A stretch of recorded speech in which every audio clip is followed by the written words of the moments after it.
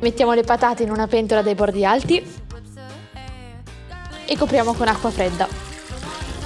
Accendiamo il fuoco e facciamo cuocere per 30-40 minuti a fiamma viva fino a quando le patate saranno tenere al cuore. Le patate sono cotte quando riusciamo ad infilzarle facilmente con i rebbi di una forchetta. Possiamo iniziare a schiacciare le patate e non c'è bisogno di pelarle perché la buccia rimarrà all'interno dello schiacciapatate stesso. Quindi aggiungiamo il sale,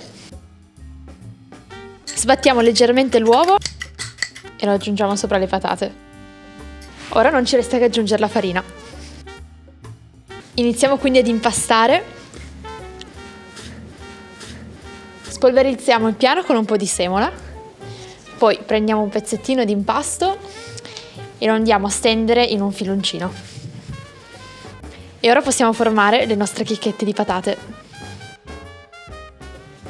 E voilà, non ci resta che metterle su un vassoio spolverizzato con la semola. Ora ci dedichiamo alle chips di carciofi, quindi iniziamo a pulirli togliendo le foglie più esterne, che sono anche le più fibrose. Eliminiamo le estremità e poi andiamo a pulire anche la base. Lo andiamo a tagliare in 4 e infine togliamo la barbetta interna. Adesso possiamo tagliare le listarelle sottili. Prendiamo i carciofi, li andiamo a mettere in della farina di riso e poi li mettiamo all'interno di un colino per far scolare la farina in eccesso. L'olio è a 180 gradi e possiamo iniziare a friggere.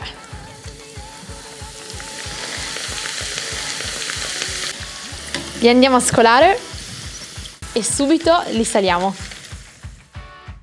Ci dedichiamo alla salsa facendo tostare i grani di pepe in padella. Dopo un paio di minuti li mettiamo su un tagliere e li andiamo a schiacciare con un batticarne o il fondo di una padella. Ne teniamo giusto un po' da parte per la decorazione e il resto lo rimettiamo in padella. Aggiungiamo un mestolo di acqua calda, caliamo gli gnocchi e ci aiutiamo con una schiumarola. Prepariamo la crema al pecorino. Aggiungiamo tanta acqua quanto è necessaria per ottenere questa consistenza. Scolo gli gnocchi direttamente nella padella con il pepe.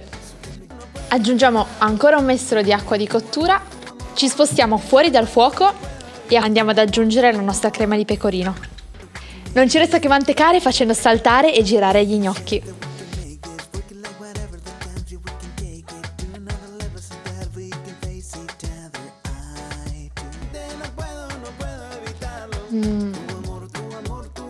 Cremosissimi, provateli e fateci sapere. Ciao amici!